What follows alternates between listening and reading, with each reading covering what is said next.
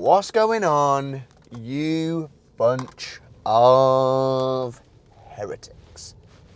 Grab your paint pots, grab your recaf, and let's get some paint on that ever-growing pile of potential. It's here. The Heresy is my therapy podcast, episode 2, and I believe the title should be something on the lines of, because I like to record the podcast before I even give a title, but I know what I'm going to talk about. It's going to be something along the lines of like why everyone should play like narrative campaigns, and that's going to be touching on. Well, it's not going to be touching on. It's going to be like a discussion and why you should, with your gaming club and with friends, do narrative campaigns.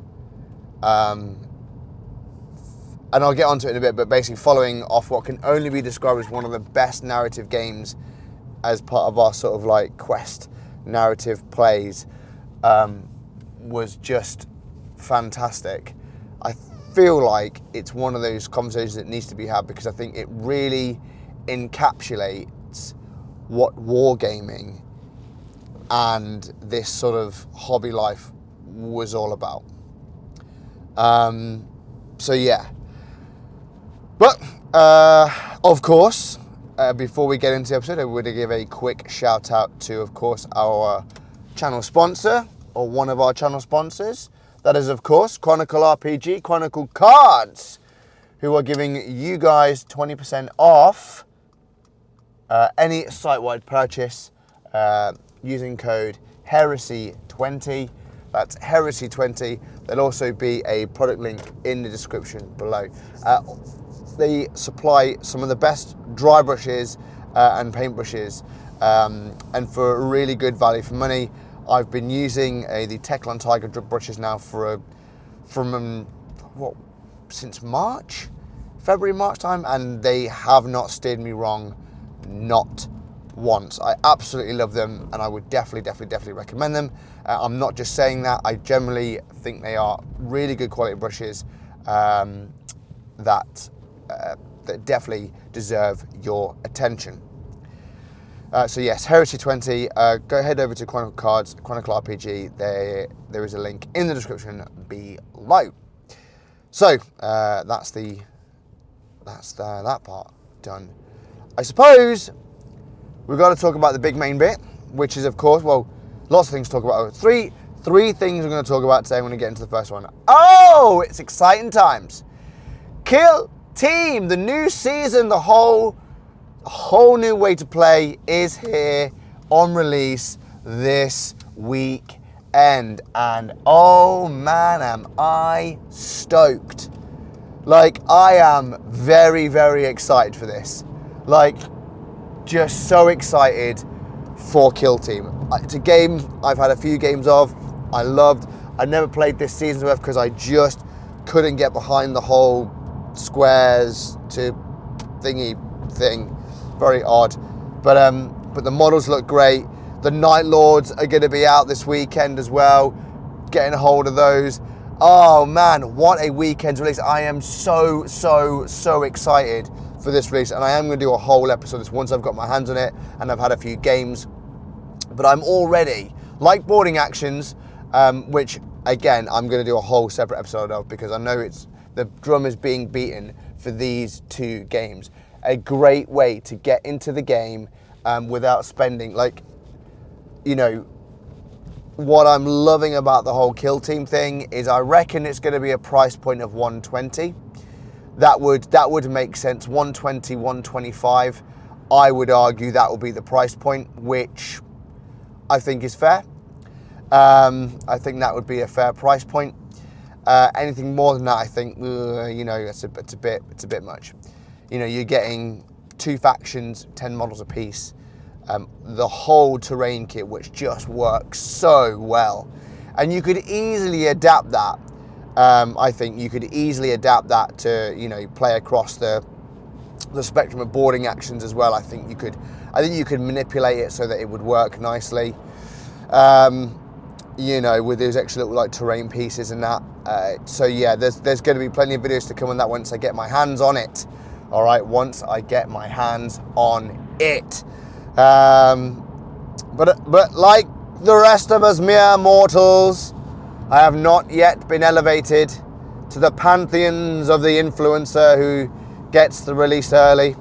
So like you guys, I'll be waiting all of October for my copy of Kill Team. I think it goes on pre-order for 2 weeks before it's released. So that's fun. But yeah, I'm really looking forward to Kill Team.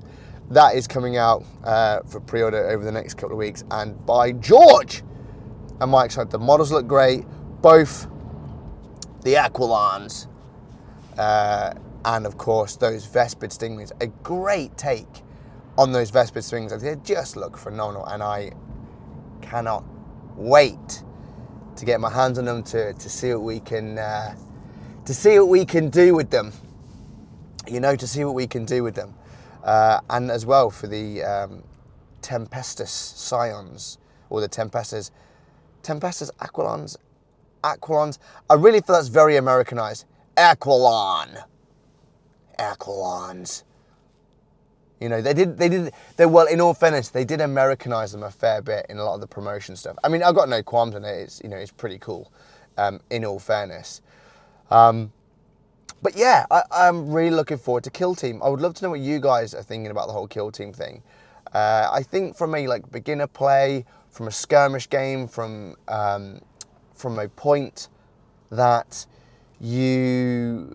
everything you need is in that one box. You know, everything you need for even competitive playing, from a competitive standpoint, is in that box. Everything. You know, so I think from a value for money perspective, it absolutely hits the nail on the head. One, you're getting two really cool factions that aren't, like, air quotes, mainstream, if you will. It's not just like Space Marines and Chaos, or Space Marines and X, which I think has been a really good thing about Kill Team as well, because it hasn't been the, you know, it hasn't been the classic poster boys of 40k versus, you know, Tyranids or Necrons or Chaos. They tend to give like two different factions that aren't, you know, mainstream, if you will. You know, when you really look at the sort of Kill Team lineups, you know, they're not, you know, it's not like, oh, the Blood Angels Kill Team. It's just like, here's a set of Phobos. Go ahead and crack on, do what you got to go and do. You know, in the Chaos side, you know, you have a Night Lords element, which, I mean, you know, trying to get your hold on those Night Lords has been near on impossible.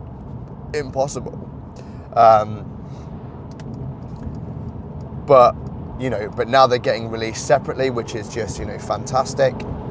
And those Night Lords look great. I'm not going to lie. I would very much love to get my hands on some Night Lords just to see what it is we can do with those Night Lords. You know what I'm saying? But yeah, very much looking forward to this whole release of Kill Team. What I'm really looking forward to is this solo and co-op campaign that you can do.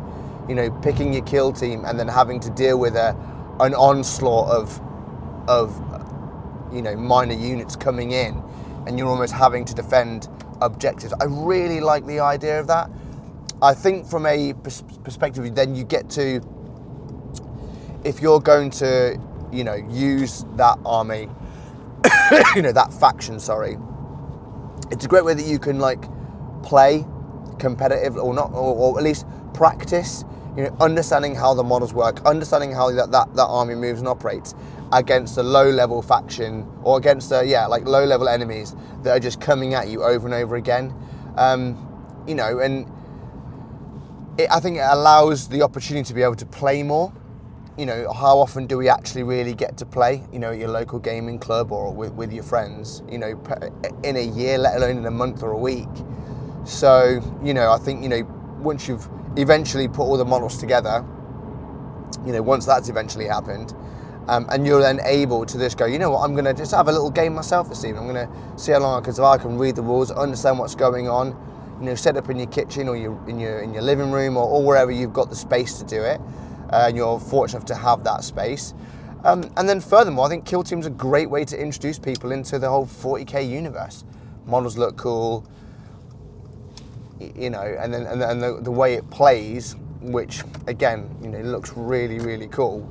Each individual piece is almost like a unit, what would be in itself. So yeah, I think the main thing, the whole solo campaign thing is a really, really cool idea, that just tells that story of your team that that you're creating, going through that planetary system, those underhive elements, or those broken worlds, or the Gallowdark, parts, which I think is again really, really cool. Of course, then they've got all the updated Kill Team boxes, which look brilliant. The Kill Team boxes, which again look absolutely brilliant. New data cards. I think it's really good to see. I'm really happy that Games Workshop they've probably understood, that something like this, with a fair bit of investment behind it, a fair bit of promotion behind it, is going to get people to play. If you're in, like I mentioned on last week's episode, if you know that all you really need is 35 quid to get you a Kill Team, and that's all you're going to need to use to start playing, outside of course the expensive paints and blah blah blah blah blah, I get that, and the customization that box allows you to have in a gaming system that again is quite good, you probably might look to go, oh actually, I might get this. Or, if someone's bought, like say, the Kill Team box, or you go down to your local hobby store and they've got the Kill Team there and you have a few games and you think, oh, actually, I really like this. I'm going to get myself a Kill Team. You're not thinking, oh, okay, I need 2,000 points. Or even if you're playing boarding actions, you need 500 points and you don't have, you just want to basically put a model together. You could probably put, I say in an evening, a couple of evenings of just gluing stuff together, building all your, building your models, and then, you're good to play. Quick base coat, dry brush, a few tutorials here and there. I wonder who will have that. I'm joking. But at the end of the day, excuse me guys, I've still got this bloody cough. At the end of the day, it's just a really great way to get into the hobby and start playing. So yeah, Kill Team on pre-order. Will you be ordering it? I know I will. That is for sure. I absolutely will be pre-ordering that. As you can probably tell from the change in the road noise, I am on the motorway. So yeah, excuse me. Oh, just a quick blow of the nose there. Probably a bit of microphone muffle. No apologies there. I already told you this was the worst podcast ever. Audio's terrible, and it's just the ramblings of some idiot like me on the end of a microphone. So for all of you that do listen, I appreciate it. Even though, like we've said before, this is the worst podcast in the history of podcasts, and I pride myself on that, throwing it out there. Well, a moment ago, I mentioned that it was a little bit Americanized, which leads me on to my Heretics gripe. I think I might even have that as a new segment. The Heretics, the gripe of a heretic. The Heretics gripe! I'll have to get some sort of jingle made for it maybe, I don't know. But Games Workshop absolutely missed quite possibly one of the greatest opportunities they've had in alongside of the Space Marine 2 release. The Space Marine 2 board game with the Titus model and all the Termagants that you get in that box. How on earth someone in production or somebody in management didn't go, you know what would be a good idea? Call it a week later. Call it there could be a strategy behind it, because obviously at the minute, Space Marine 2 is literally everywhere. You know, it is like non-stop. It is like constantly on my feed at the moment.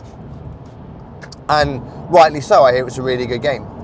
I unfortunately don't have a PlayStation 5. Jeepers. I unfortunately don't have a PlayStation 5 or an Xbox, and thus don't have the joy and the luxury of being able to play it. So that's fun. I mean, granted, I honestly don't know when I would have time to play it, and I have absolutely no interest in making content around Space Marine 2, although the first Space Marine game was phenomenal, and I would very much like to play Space Marine 2. I've no doubt I will eventually get a PlayStation 5, probably around Christmas, and then I'll get it once it's all done. But my gripe is this. Why on earth, like, talk about the easiest product sell, because Games Workshop like money, like, talk about the easiest product sell in the history of ever. You could have just said, Space Marine 2, the board game. Like the game? Want to get into Space Marines? Want to get into Warhammer? Hey, how about we don't just release it in the US? How about we give the entire Warhammer community the opportunity to purchase it? I'd have bought it, and I'm damn sure everyone who's played Space Marine would have bought it. The Titus model looks great. Everybody wants a Titus model. Of that you can be sure. It's been a no-brainer. Literally, release day of Space Marine 2, you could have had it out there. I mean, maybe they'll release it eventually for us, but Games Workshop, here's an idea. Maybe don't do it when the hype's died down. Now, or at the very least, the end of September, if they don't do it, they are idiots. Like, seriously. GW, sort it out. Seriously, G-dubs, sort it out. It's like, why would you, like, your UK fan base, who I would argue, we're the home fan base, the home team, the OG supporters, the home fans. And you just put it in America. Come on, man. Why? Someone in the comment section, tell me I'm wrong, please. Because, I just gripe, man. Like, F's me the F off. Like, can we just, please?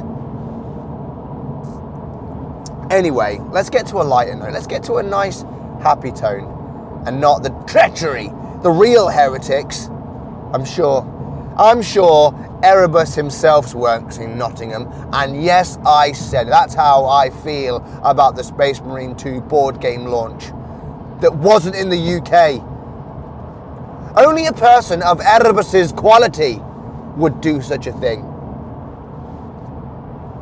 All right, come on, Dan. It's enough. That's enough, mate. Come on. Just do yourself a favour. You're not helping anyone. You're not helping the cause. Okay, so narrative play, narrative campaigns.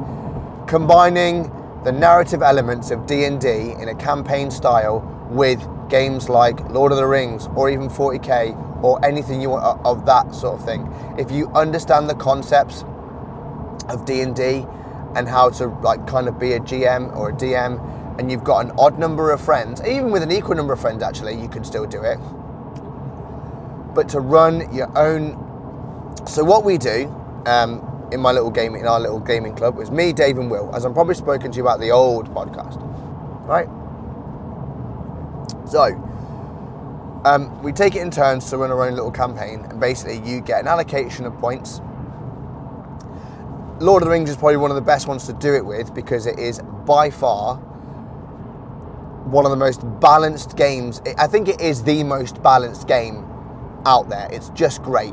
It really is really simple, really easy to do. You know, there is no like 3+ save, 4+ save. It's basically if you've got a bit of fate, you might be able to save it.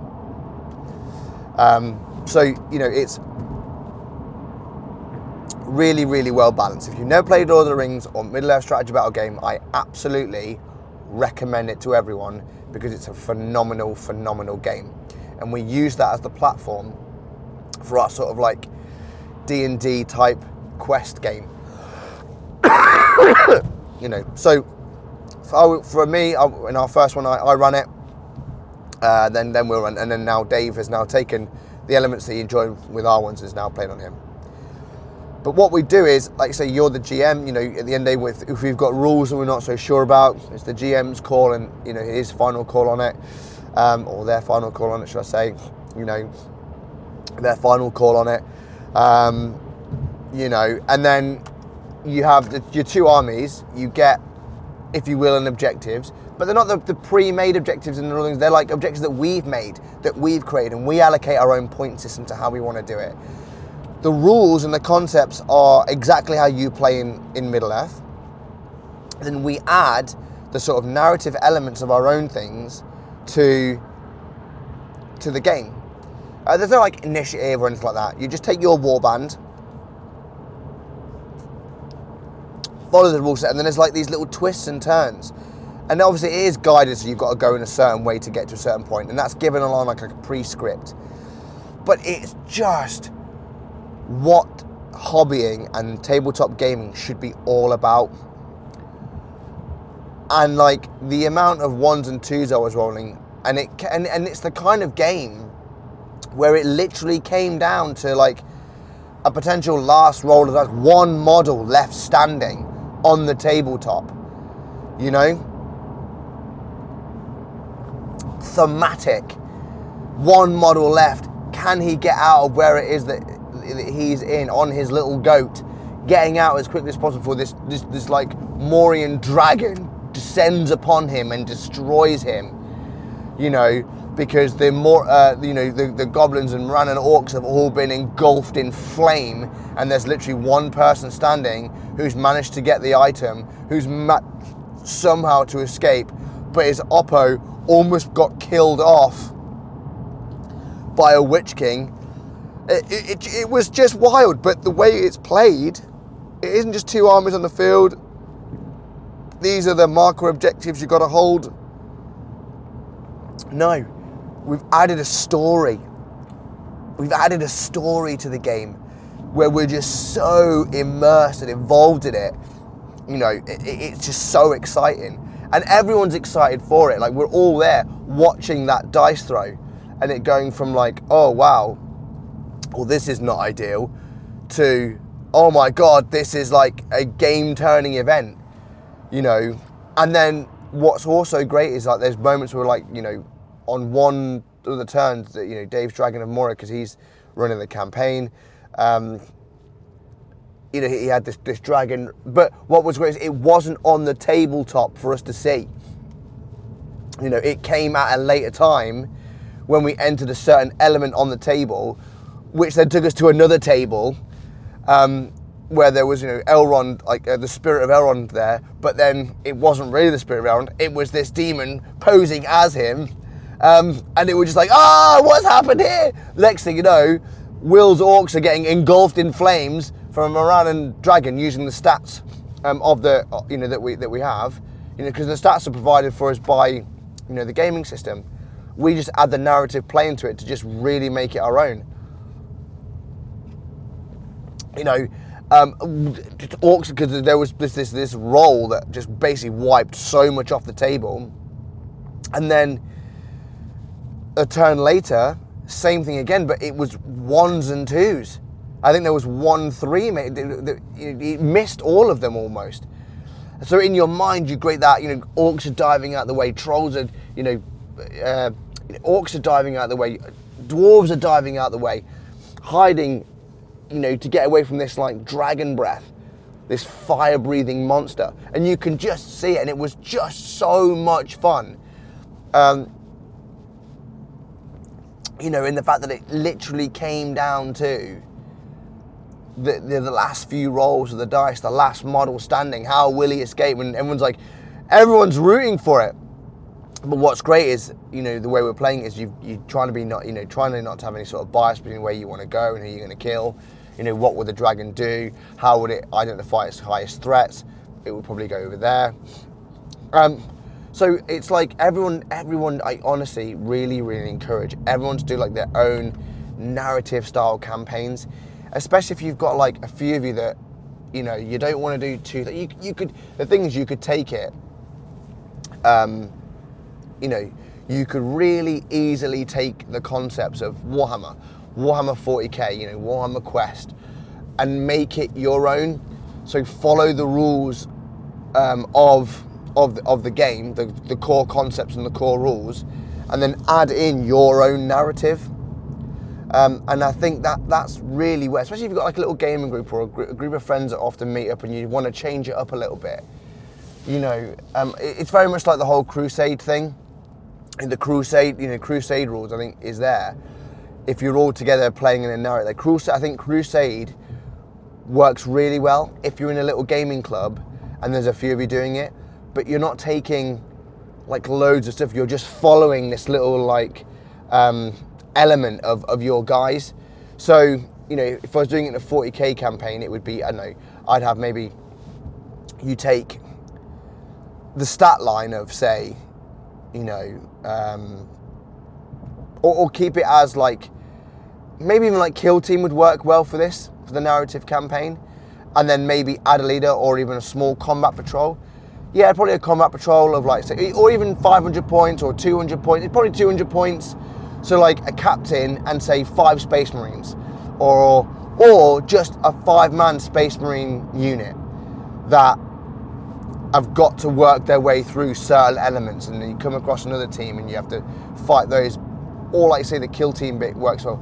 I think what works well in R1 is because MESBG is so well balanced, 350 points gives you just enough to have to really think about your army list, have a few toys, but not all of them, and really make it fun. And you can only maximize on certain leaders. So the way the war bands work, it all really helps. And then we throw it into our own narrative play. But narrative gaming like D&D, or whatever game system you use with your own narrative element onto it, I think allows for so much creativity, fun, and just fun. And last night was a really, really fun game, and it encapsulated what narrative play is all about and narrative campaigns are all about. And I honestly, if you're listening to this and you're in a gaming group, or you've got friends that you think, oh, we haven't got many models, I haven't got 1,000 points, work out what the points are for each model and just make, have 200 points and say you can have 1 leader, 1 elite, sorry guys, and go from that and make your own narrative story without having like, oh, this army and these are the objective markers that you must get and these are the cards to gain points. I get it, and it works well, especially if you're going to the campaign playing. It is what 40k is all about. But I honestly really, really would say to people, if you can, and you've got a little gaming club and you get together to play games, you only need an hour. 2 hours we did it in last night. And that was with us, goofing around and being idiots, mainly Will. But no, and the changes in stuff, make the board however big. Make the board however big you want to make it. Yeah, I get it. That there are rules, but the Codex Astarte doesn't always have to approve. Do you know what I mean? Make it your own. Enjoy the game. Take the core concepts and add your own narrative spin to it. And honestly, you won't regret it. Make sure you've got a good, a GM that, but have a go at being a GM or a DM. Or I go game master. Have a go at being a GM. Enjoy the arguments and the frustrations between players. Watch the calamity ensue. And then what the great thing is about what we're doing is, with Dungeons & Dragons, you're all kind of working together to get to somewhere. With this, you're your own army against their army, going towards roughly the same goal, but you've also got to think about taking them out, getting the objective done that you need to get ready for the next element of the campaign. And they're just so much fun to think about. So you can work together if you wanted to, but also you don't want to work together as well. It's just great. So while it is like D&D, you're also not working together and you're working against each other. So, like I say, for us, it just makes hobbying all that more worth it, and all that time spent painting and building army lists. Then when you actually get those 2 hours of just having the game, oh man, it is honestly, it's just so worth it. And it's just so much fun. And it's so frustrating at times when you're watching your army getting chopped away and you lose a huge piece on the table, and you're just like, oh, now I have to completely rethink my strategy, and oh my goodness, my army list is great. For the first, I would probably argue, and Dave made a really good point on this, is I rolled consistently average at best. Dave rolls consistently quite good or consistently very good, and Will is generally above average. I am known for being horrendously average at best. However, it does feel like sometimes on those, but it's great because it makes those 5s and 6s that you get all that more special on those moments when you really need them. And I think, and again, it just creates that thematic element of oh, this has happened, and bam, wow, what a way to end. So yeah, so if you can, I really recommend doing it. I really recommend doing it, guys. Create your own narrative, create your own story. And if you're not sure about it, just give us a message, and I'll get back to you about how we do it. If you want to ask some questions about doing it, just give me a shout. Anyway, guys, look, that's all I have time for today. I'm almost at work. I've done my morning commute. So yeah, once again, guys, thank you so much for all of your support throughout both the channel, the podcast, and all this sort of stuff. It's really awesome. You guys are the best, and we'll have some. I'm coming to Warhammer World on the 2nd of November for the Mind Charity event, which should be really, really good fun. I'm looking forward to seeing everyone that's going along, meeting some of the special guests that are going to be there, which is going to be awesome. And yeah, it's going to be great fun. I'm really looking forward to that. I'll put a link to that event in the description below, and the charity work that they're doing for it as well. But yeah, once again, guys, hopefully you enjoyed that episode. Hopefully you share some of the gripes. Let me know what you think. I always look forward to hearing from you guys. And yeah, I will see you on the next episode. Yeah, catch you later, guys. See you on the next one. Bye-bye.